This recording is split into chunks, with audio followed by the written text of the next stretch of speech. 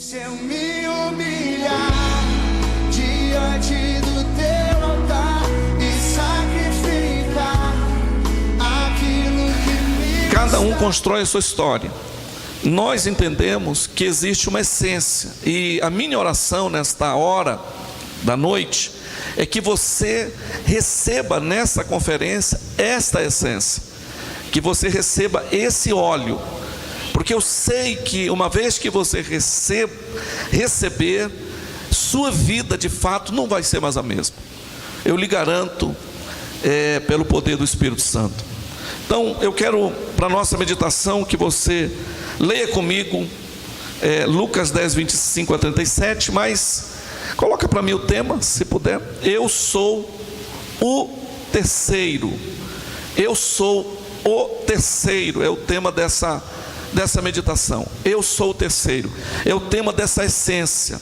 E reitero minhas palavras, que o Espírito Santo encontre a porta do teu coração escancarada, para Ele derramar essa essência. Quanto dizem amém, meu irmão?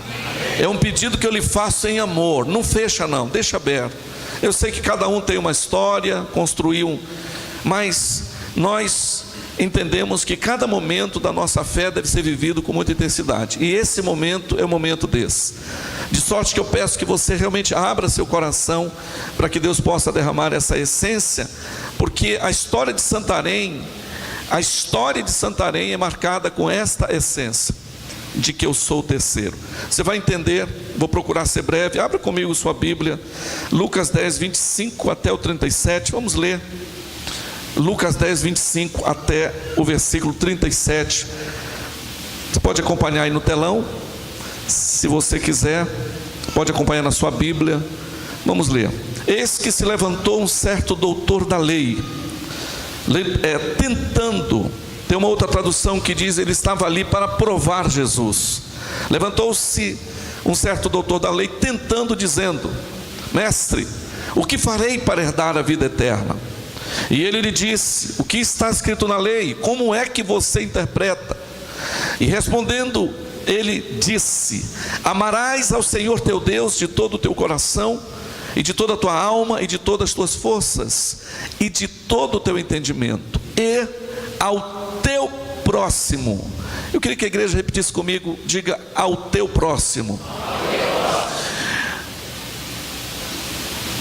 Amarás o Senhor teu Deus e ao teu próximo como a ti mesmo. Diga comigo: a ti mesmo. E disse-lhe, olha a resposta do perito da lei. Me perdoe, a resposta de Jesus ao perito da lei: respondeste bem, faz isto e viverás. Pode passar a sequência. Ele, porém, querendo, o que está escrito aí, irmãos, ele querendo justificar-se, a si mesmo, disse a Jesus: então quem é o meu próximo? Aí Jesus conta uma história para ele. Pode passar.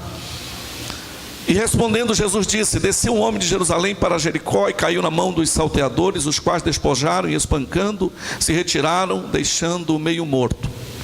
E ocasionalmente descia pelo mesmo caminho certo sacerdote, e vendo, passou de largo. E de igual modo também um levita, chegando àquele lugar e vendo, também passou de largo. Mas um samaritano que ia de viagem chegou ao pé dele, e vendo, moveu-se de íntima compaixão. E aproximando-se, atou-lhe as feridas, e deitando-lhes azeite e vinho, e pondo sobre sua cavalgadura, levou para uma estalagem. Eu queria que a igreja me ajudasse a pregar nesta noite. Diga: e cuidou dele. Aqui está o óleo, começa a descer o óleo aqui, a essência começa a descer aqui. Vamos adiante. E partindo no outro dia, tirou 2 dinheiros e deu ao hospedeiro, e disse-lhe: cuida dele. Eu queria que você de novo repetisse comigo, peço com rogos, diga: e cuidou dele. É outra essência descendo. Tratou e cuidou dele, e tudo que demais gastares eu te pagarei quando voltar. Qual, pois, destes 3 te parece que foi o próximo daquele que caiu na mão dos salteadores? E ele lhe disse: ora, o que usou de misericórdia para com ele? Disse, pois, Jesus: vai e faze da mesma maneira. Amém, meu irmão? Antes de prosseguir na mensagem, eu quero realmente expressar toda a minha gratidão ao Murilo Flores ali, porque é um moço tão apaixonado por Jesus. A gente conversou um pouco ali em cima. Gente, fui tão abençoado conversando com você, viu? Porque a gente vê amor por vidas. Isso faz toda a diferença. Gente, viu, Murilo? Te amo, viu, querido? O que está acontecendo aqui? Não fazia muito tempo, Jesus havia iniciado a sua missão de pregar o Evangelho. Esse momento que nós estamos lendo é isso aqui. Não fazia muito tempo, ele havia iniciado a sua missão de pregar o Evangelho. E Jesus tinha uma característica: ele não era apenas um grande pregador, ele não era apenas um grande comunicador, ele não somente pregava, mas Jesus tinha uma característica de viver o que ele pregava. Ele amava de fato as pessoas. Jesus se importava de fato com as pessoas. E por conta desse amor e dessa paixão pelas vidas, ele começou a fazer coisas que irritavam os religiosos daquela época. E esses religiosos detinham o controle do povo. Eles dominavam o povo. Sabe por quê? Porque eles queriam que os holofotes estivessem em cima deles. Então, quando entra Jesus de Nazaré e começa a roubar a cena, eles começaram a ficar incomodados. E a característica de Jesus, ela ia na contramão do que eles ensinavam, pois Jesus era dele sentar para comer com os pecadores, tal coisa que eles não faziam. Era do Senhor curar no sábado, e isso aborrecia demais eles. Era do Senhor comer com prostitutas e pecadores, e isso aborrecia demais. Começaram a acontecer milagres, e a coisa foi acontecendo, e a fama de Jesus foi crescendo. O ibope dele chegou no alto, sabe? Todo mundo, todas as pessoas começaram a falar. Havia um comentário geral nos bastidores: mas quem é esse? Ele é diferente. E Jesus começou a roubar a cena, e isso incomodou demais. E os religiosos começaram a ter uma dor terrível, que é chamado a dor de cotovelo. Começou a doer demais. Aí o que acontece? Eles começaram a preparar armadilhas, emboscadas. Eles começaram a trabalhar meios para desmascarar o Senhor aos olhos dele, para dizer que Jesus não tinha aquela fama toda. Então o que eles faziam? Eles montavam esquemas para tentar dizer: não é por aí não. Então o que nós acabamos de ler, me permita conjecturar o texto desta maneira, foi uma coisa tramada com antecedência. Para mim, eles conversaram antes e falaram: gente, a gente precisa acabar com essa fama. Então vamos fazer o seguinte, vamos montar um esquema. É comum o Senhor pregar em praça pública, porque Jesus não pregava dentro dos templos. Os palcos de Jesus eram os campos, eram as montanhas, eram os lugares abertos. Então eu penso que os religiosos da época falaram: olha, amanhã ele vai estar pregando em um lugar aberto. Quando ele estiver pregando, um de vocês, vamos levantar aqui o que conhece mais, o mais sábio. Vamos fazer o seguinte: você vai ser o escolhido, e quando ele estiver pregando, você vai interrompê-lo, e você vai dizer: mestre, o que devo fazer para herdar a vida eterna? Dependendo da sua entonação de voz, isso vai chamar atenção. E é comum eu fico imaginando a reunião, é comum ele responder uma pergunta com outra. Então, se ele responder esta pergunta que você fizer com outra, é muito provável que ele pergunte assim: o que está escrito na lei? Como você interpreta? Se ele perguntar assim, significa que o nosso plano vai dar certo, e então você vai dizer a lei recitada com muita entonação.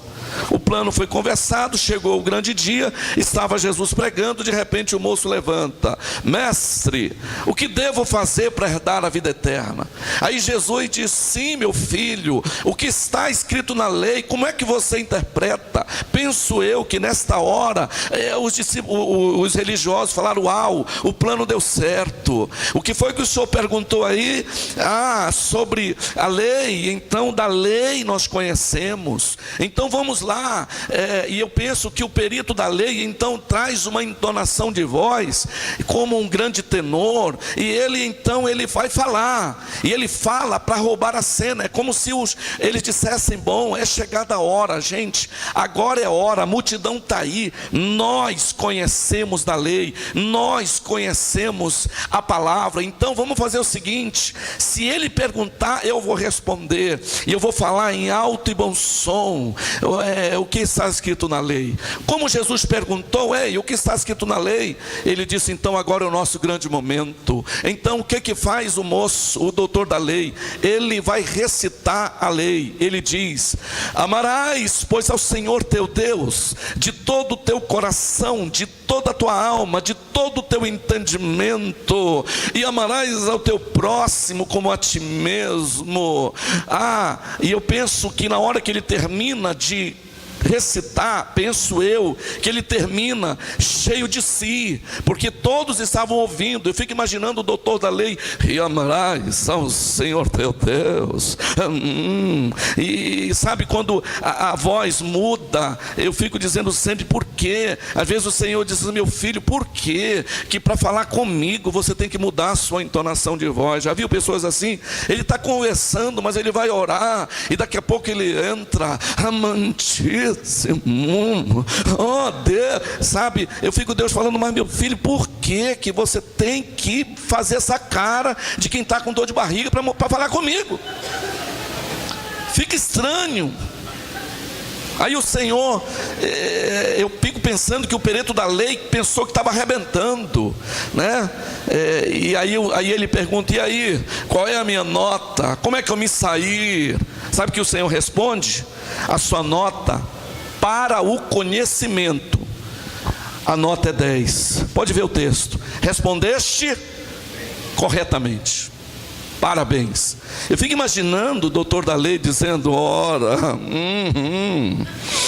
mas é claro, afinal de contas nós conhecemos, é claro que eu respondi bem, é claro que a nota é 10. Fala mais alto, Jesus, fala mais alto, como eu me saí, porque Jesus falou: respondeste bem. Ele falou: mas é claro. Irmãos, ele estava inchado. Jesus pega um espinhozinho e vai lá e diz assim: então faça. Conhecer, você conhece muito, mas pratica pouco. Irmãos, deixa eu lhe dizer uma coisa: por que Jesus respondeu para ele que ele havia respondido corretamente? Por que ele falou: você respondeu corretamente? Por quê? Porque o perito da lei respondeu a ordem correta. Ele estabelece uma ordem dos mandamentos correta. Está correto: amar a Deus, 1, amar ao próximo, 2, como a ti mesmo, 3. Então, na ordem dos mandamentos, eu sou o terceiro. Deus é o primeiro, mas sabe quem é o segundo? O próximo. E eu sou o terceiro. Essa é a ordem correta. Por isso que Jesus falou: parabéns, você respondeu maravilhosamente bem, está correto, a ordem está certa. Mas o problema é que vocês conhecem demais e praticam de menos. Sabe quando o Senhor já não aguenta mais? Quando nós vemos cantar as canções de amor, e isso não é retratado na vida de outra pessoa. Se tem uma coisa que o perito da lei e toda a sua turma sabiam, era conhecer. Eles conheciam a Bíblia, mas eles não tinham revelação do amor. O Senhor disse: está correta a ordem, filho, parabéns, você está correto, agora faça. E aqui, gente, entra um ponto muito importante. Não fiquem escandalizados comigo, peço com rogos. Mas às vezes é assim que tem sido. Às vezes eu não conheço a sua história e eu estou falando para mim, eu sou o primeiro. Essa palavra vem para o meu coração, o endereço é meu coração. Às vezes, com todo carinho, nós não entendemos de amor. Nós não entendemos de amor. Por quê? Porque ainda que eu digo, eu amo a Deus de todo o coração, de toda a tua força, com todo o meu entendimento, às vezes é um discurso teórico. Ele não é retratado na prática. Os dias que nós vivemos, eu estou falando para mim. O Deus que eu digo que eu amo demais, Ele é o último na minha lista de prioridade.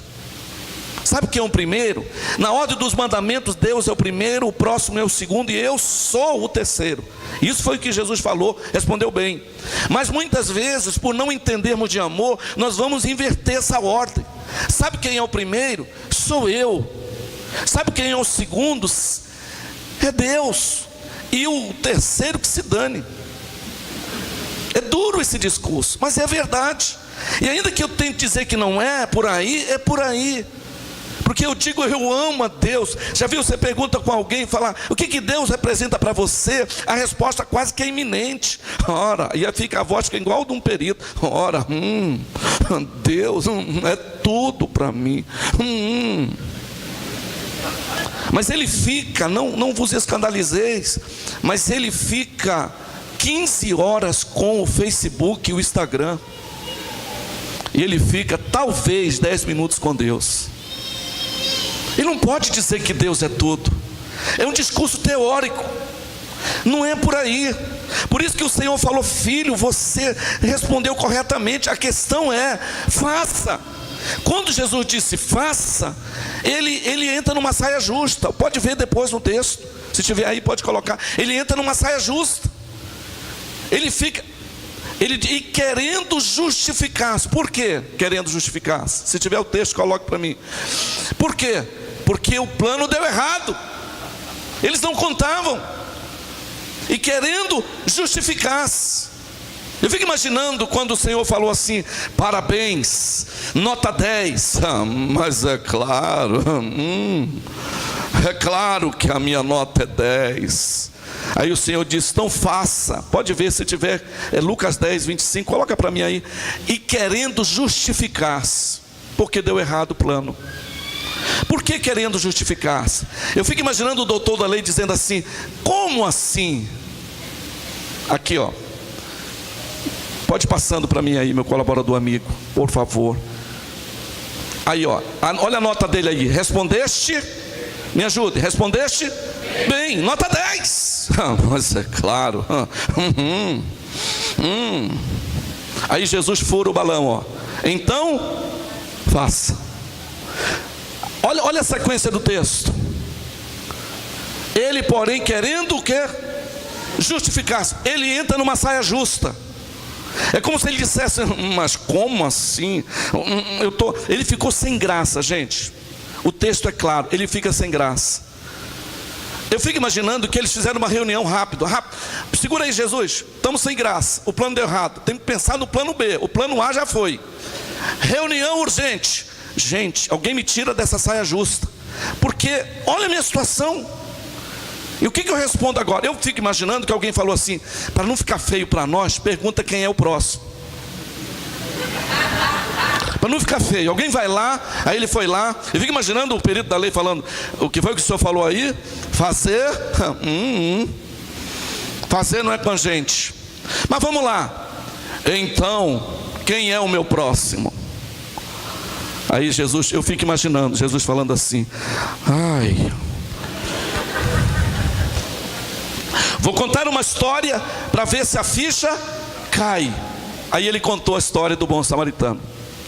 Jesus falou, perito da lei, fala, pode falar. Posso contar uma história? Fala, já está feio para nós mesmos. Vou contar uma historinha.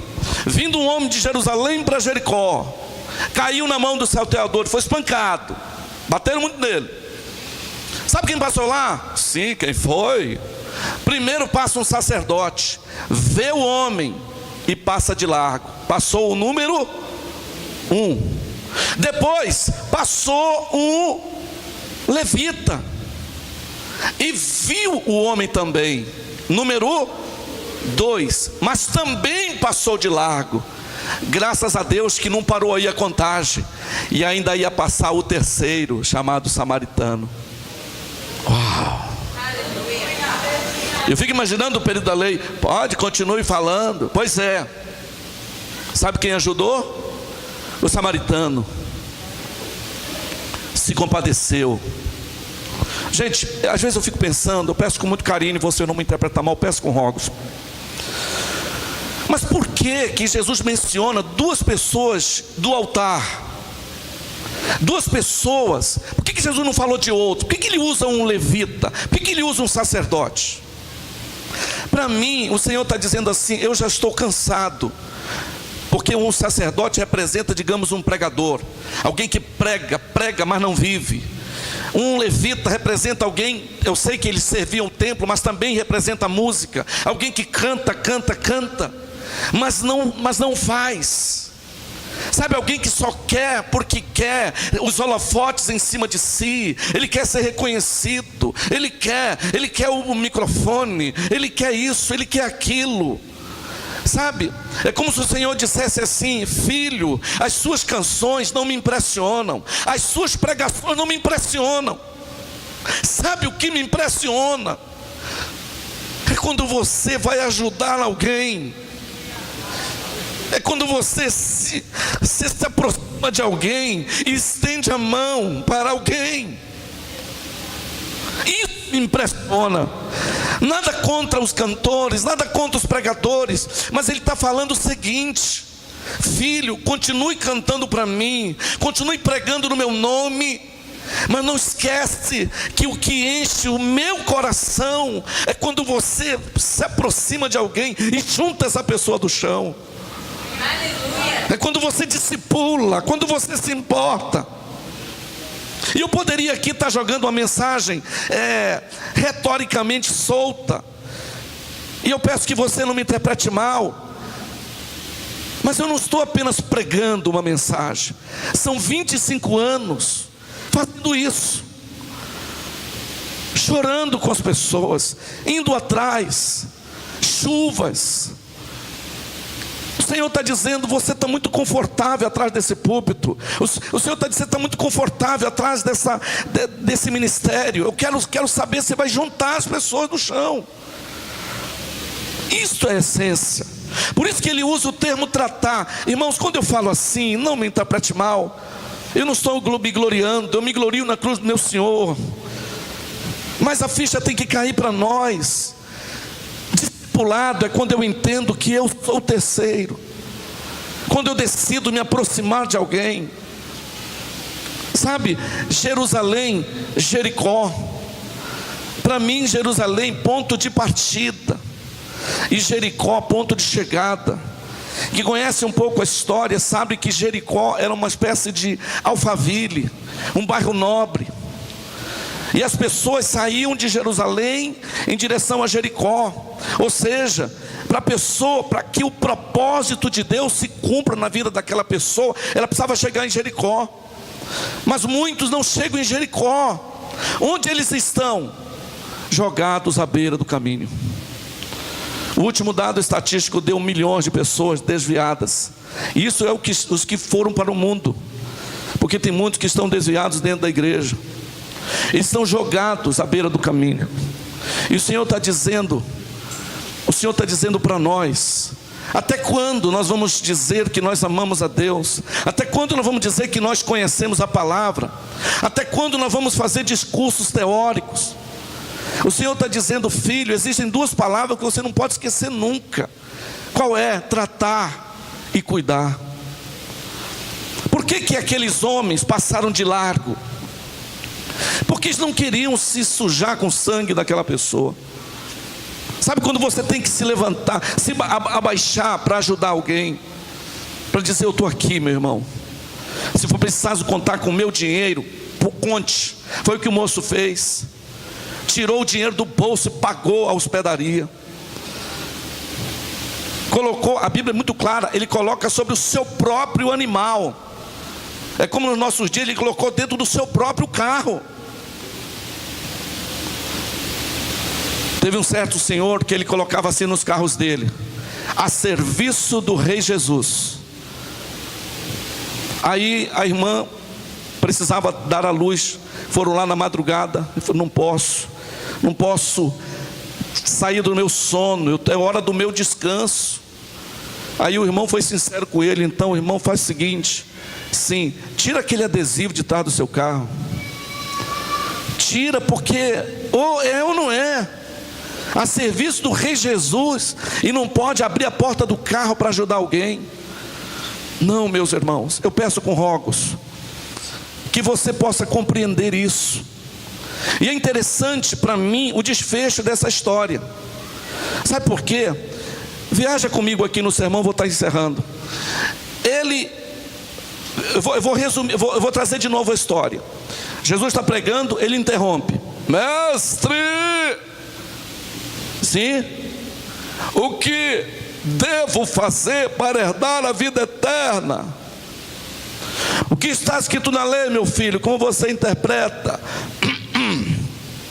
Aí entra o tenor: amarás, aí faz aquele discurso. Aí Jesus, e aí, qual é a minha nota? Aí Jesus dá 10. Respondeste? Parabéns, parabéns. Mas é claro que eu ia receber nota 10. Faça. Aí fura o balão. Aí ele: como assim fazer? Sim, faça. Chega de teoria, vamos para a prática. Ok. Então, quem é o meu próximo? Aí Jesus diz o quê? Conta a história, não é? Aí eu fico imaginando ele ouvindo. Sim, terminou? Ainda não. Coloca ali, ó. Vai a sequência para mim do texto, meu colaborador amigo. Pode passar mais. 36. Aí, ó. Aqui, ó. Aqui é o desfecho da história. Olha o que ele diz. Ele está aqui ouvindo. Aí Jesus fala o quê? Qual, pois, moço, sim, qual dos três te parece? Olha o que está escrito ali: que foi o próximo. Qual foi a pergunta que o moço fez? Me ajudem. Quem é o meu próximo? Aí Jesus, irmão, eu sou fã de Jesus. Chegar no céu, eu quero abraçar muito ele. Jesus é top demais. Jesus termina aqui, irmãos. Eles pensavam que iam envergonhar o Senhor. Olha o que Jesus disse. Qual foi a pergunta que você fez, moço? Quem é o meu próximo? Sabe por que ele respondeu assim? Porque tem pessoas assim, não é o seu caso, mas tem pessoas assim, como esse moço. Quem é o meu próximo? Sabe o que ele está dizendo? Quem é que vai se aproximar de mim para me ajudar? Eu quero um discipulador. Eu quero. Quem é? Ele entra num estágio triste de querer, sabe aquela pessoa que só quer para ele? Venham atrás de mim, me ajudem. Aí Jesus arrebenta aqui. Jesus pergunta para ele: quem foi o próximo? Sabe o que Jesus está dizendo? Você está muito preocupado em saber quem vai se aproximar de você, não é? É isso mesmo, mas você está errado. Você deveria se preocupar em você se aproximar de alguém. Você tem que se preocupar. Você tem aqui, os irmãos aqui do celeiro, eu falo com muito carinho, com muito amor. Não fique ofendido comigo, peço com carinho. Mas você tem que chegar, dizer assim: como é que eu faço para ganhar e cuidar mais de pessoas? Como é que, meu bispo, sabe aquela pessoa que se aproxima da liderança, que se aproxima e fala: rapaz, eu sei que já são assim, eu estou, na verdade, protocolando o ensino. Mas sabe aquela pessoa que, eu não quero mais, ninguém cuida de mim. O doutor da lei estava falando isso aqui: pois agora estou sozinho na rua da amargura, e agora, então eu não quero mais ficar aqui, porque o Senhor Jesus é demais, meu irmão. Jesus foi na ferida. Você deveria se aproximar. Você deveria ser o próximo, em vez de querer que as pessoas se aproximem de você, você deve se aproximar das pessoas. Você deve se aproximar e cuidar das pessoas e tratar delas. E com muito carinho eu falo isso, mas e trabalhando e dando, ajudando no processo. Aleluia. Oi, aleluia, glória a Deus. A minha voz ficou mais bonita, irmãos.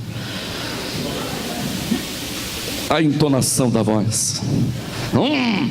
Irmãos, nós, por favor, esta é a essência. Em vez da gente querer os palcos, os sacerdotais ou leviticais, nós deveremos ir atrás do próximo. Onde é que tem alguém jogado? Cadê aquela pessoa? Era da igreja, onde é que está? Você nunca vai perder nada em amar as pessoas, nunca. Sabe, de você mandar um WhatsApp, mandar uma mensagem: eu te amo, mas eu não quero mais saber da igreja, mas nós amamos você, nós estamos aqui para te ajudar. Se oferecer ajuda, você falar: eu estou aqui. Eu quero encerrar contando uma história que aconteceu. Eu estava pregando uma mensagem mais ou menos como essa no Rio de Janeiro. Estava pregando e de repente uma carioca, uma moça alta, chegou perto de mim e disse assim: pastor, o senhor contou aí a minha história. Eu falei: como assim? Ela disse o seguinte, ela disse: eu converti nessa igreja e eu, pastor, estava tão bem, tão feliz, ganhando vidas. De repente eu conheci um rapaz descrente e eu me envolvi com ele. Desse relacionamento eu fui muito ferida. Eu fui ferida pelo próprio pecado. Então eu passei a desistir de Deus, desistir da igreja e desistir da célula, de tudo. Eu desisti, mas eles não desistiram de mim.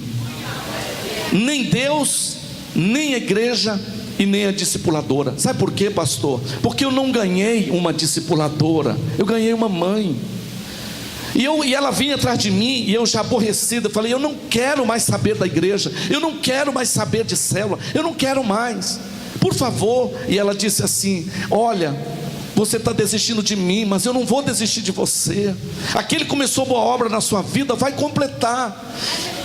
Aí ela disse: mas assim mesmo eu não quero. Filha, não. E ela acabou indo e ficou dois anos no mundão. 2 anos. Ela desistiu de Deus, da célula, da igreja, da discipuladora, mas eles não desistiram dela.